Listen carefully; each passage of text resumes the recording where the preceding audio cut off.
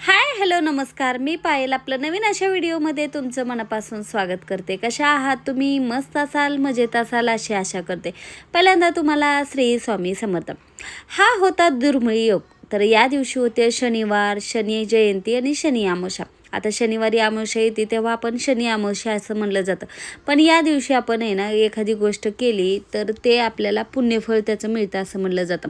आता शनीची आपल्या मागं खूप अशी दशा असते. जर शनी महाराज आपल्यावर नाराज झाले तर आपल्या जीवनामध्ये त्याचा किती परिणाम होतो हे आता बऱ्यापैकी सगळ्यांनाच माहीत झालं आहे. तर शनी महाराज आपल्यावर नाराज होऊ नये यासाठी ना काही गोष्टी केल्या जातात या दिवशी. तर सकाळची सुरुवात तर माझी लवकर झाली होती आणि आहे ना या दिवशी शनिवार होता आणि अमावस्याला असंही मी देवांना स्वच्छ करते, देवघर छान क्लीन करते. असंही आपण आठवड्यातून एक दिवस करतोच. आता किचनमध्ये देवघर असलं ना तर त्याच्यावर खूप चिकटपणा येतोच. मग आठवड्यातून एक दिवस असा ठरवते की ज्या दिवशी आहे ना मी घराचीही क्लिनिंग करते आणि देवघराचीही क्लिनिंग करते.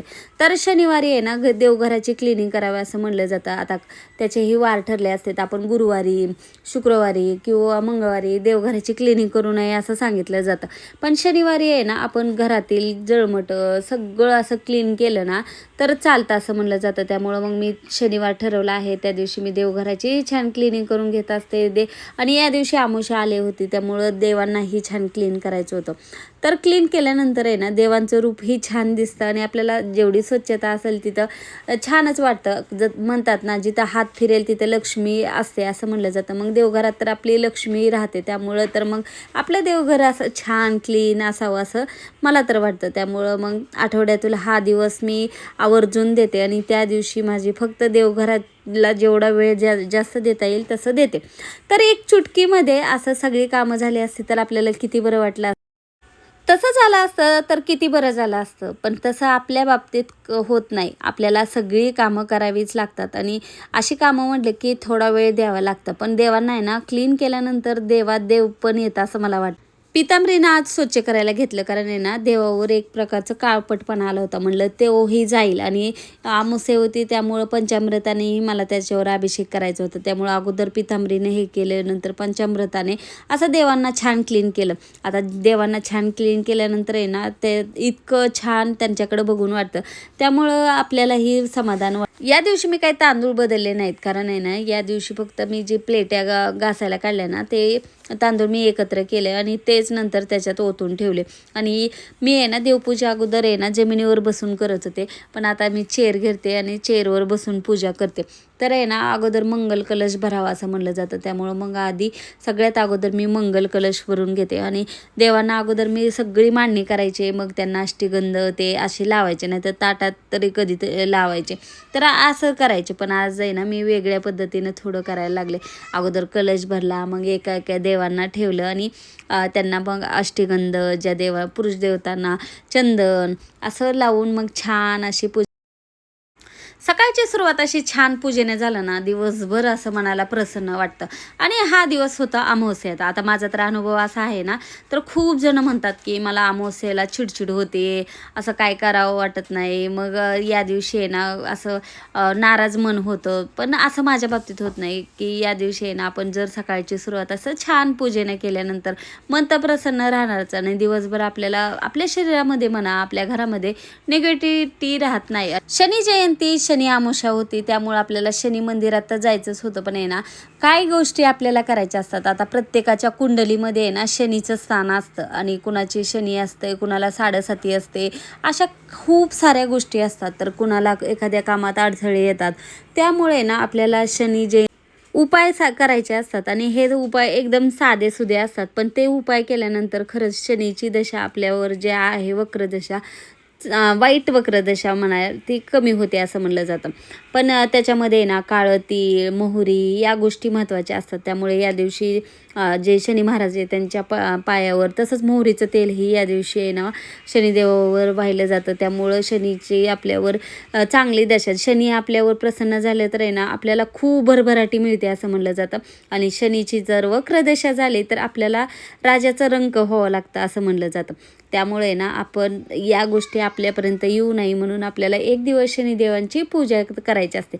आता देवांचे मंदिर आहे ना खूप कमी आहे आणि या दिवशी अमावस्या होती तरी पण आहे ना अमावस्येलाही मी महादेवांची पूजा करते आणि ही मी अशी रोज महादेवांची पूजा करते. त्यामुळे आहे ना मला मंदिरात गेल्यासारखं फील येतं आणि खरंच खूप छान वाटतं. मी गॅलरी ठेवल्यापासून आहे ना मला महादेवांची पूजा तिथं मी जरूर रोज करते आणि खरंच छान वाटतं गॅलरीमध्ये पूजा करताना. तर आता उंबऱ्याचा हळदीनं लेपन मी अमावस्या पौर्णिमेला तर करते, तुम्हाला अगोदरच मी सांगितलं. छान उंबऱ्याला हळदीनं लेपन करते, पण आहे ना आता जी रांगोळी काढते ना ते हवेमुळं दरवाजा उघडला की ही रांगोळी आहे ना दिसतच नाही, सगळी पसरून जाते आणि मग ती पायाला लागते, ते घरात सगळीकडे रांगोळी रांगोळी होऊन जाते. तर आता माझ्या डोक्यात आहे की ही रांगोळी ना एका साईडलाच काढावं, पण आहे ना दरवाजामध्ये अशी रांगोळी काढल्यानंतर आहे ना खूप छान दिसतं. त्यामुळं मग असं कधी वाटतं एका साईडला काढावं, कधी वाटतं असं उंबऱ्यासमोरच काढलेली छान दिसते. तर आहे ना या दिवशी भीमसेन कापूर आपल्याला जाळायचा आहे घरामध्ये, तसंच बाहेरही आपल्याला उंबऱ्यावरच्या तिथंही जाळायचं आहे आणि प्रवेशद्वार म्हणजे आपल्या मुख्य दरवाजावर शुभ लाभ हे लिहायचं आहे. तर आपण प्लास्टिकचं तर लावतो पण त्याच्यातून तेवढी एनर्जी आपल्याला मिळत नाही जेवढी आपण जे स्वास्तिक हळदी कुंकाने काढतो किंवा शुभ लाभ काढतो त्यात तेवढी एनर्जी असते असं म्हणलं जातं. त्यामुळं मग मी आवर्जून अशा गोष्टी करते आणि मला खरंच खूप हळदी कुंकाने असं लिहायला खूप छान वाटतं शुभ लाभ. तर ते लिहिलं दरवाजावर आहे ना, ते नंतर वाळल्यानंतर खूप छान दिसतं. आणि आता आहे ना खूप लेट झालं तर या सगळ्या गोष्टी करता करता मला 10 वाजल्या. सकाळची भूक लागली होती आणि आता लेट झालं होतं आणि पटकन काहीतरी करायचं म्हटलं की उशीर होईल आणि भुकेपोडं मला काही लक्षात येणं गेलं. त्यामुळं आहे ना आज आणि खूप दिवस झालं मी चहा बिस्किटही खाल्लं नव्हतं, म्हटलं चला आज चहा बिस्किट खाऊया. तसं आहे ना रोज चपाती भाजी खाऊन आहे ना आम्ही असं ठरवलं की एक दिवस तरी असं आपल्याला जे खायचं आहे ना ते मी बनवते. चपाती भाजी तर रोजच होती पण आम्हाला एका दिवस असा स्नॅक्सचा मिळतो, त्या दिवशी जे आम्हाला खायचं असतं इडली म्हणा डोसे म्हणा असा आम्ही तो दिवस ठेवला आहे. त्या दिवशी वेगळं काय करून आम्ही खातो.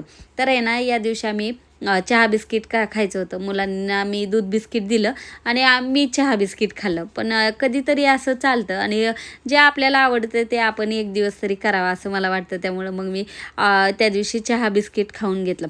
पण आता हेल्दी नाही आहे असं तसं, पण जाऊ द्या, सगळ्याच गोष्टी हेल्दी नसतात, एखादा दिवस चालून जात. आम्ही खाल्लं आणि त्यानंतर मग मी भाकरी करायला घेतलं आणि सकाळनं मी कधी भाकरी करत नाही पण या दिवशी मी सकाळनंच भाकरी केल्या कारण सुट्ट्या आहेत. त्यामुळं मग चपाती करा भाकरी करा चालून जातं. मुलंही कधी कधी खातात, कधी कधी मग नखरे करतात. तर असं आणि या दिवशी आहे ना मी आवर्जून दही भाताचा नैवेद्य देवांनाही ठेवते, पूर्वजांनाही आपण दही भाताचा नैवेद्य दाखवला जातं पितरांच्या नावाने, तर तोही मी बाहेर ठेवत असते.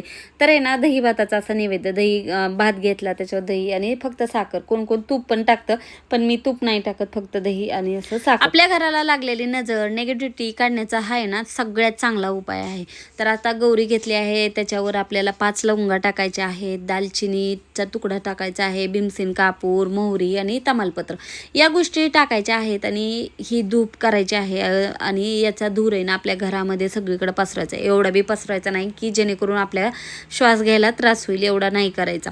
आणि बाहेरही आपल्या हे असं हे करायचं उंबऱ्याला, त्यामुळं आपल्या घराला लागलेली नजर हे दूर होते, आपल्या घरातील निगेटिव्हिटी कमी होते आणि खूप छान असा याचा रिझल्ट येतो. त्यामुळं मग अमावस्या पौर्णिमा या दिवशी आहे ना हा उपाय आवर्जून करावा आणि जर जास्त असं चांगलं वाटलं तर आपण शनिवारी जर करू शकतो. तर हा उपाय मी जर शनिवारी अमावस्येला करते.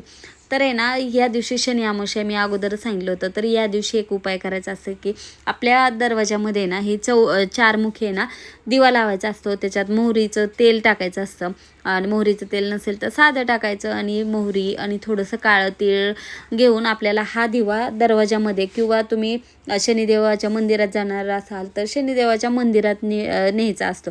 दिवा कधी संध्याकाळी लावायचा असतो आणि नंतर आम्ही मंदिरात गेलो आणि हनुमानाच्या मंदिरात जाऊन आम्ही हनुमान चालीसाही म्हणलो. तर असा होता आजचा व्हिडिओ कसा वाटला नक्की कमेंट करून सांगा. व्हिडिओ आवडला असेल तर प्लीज लाईक करा, शेअर करा, सबस्क्राईब करा. भेटूया अजून छानशा व्हिडिओमध्ये. तोपर्यंत श्री स्वामी समर्थ.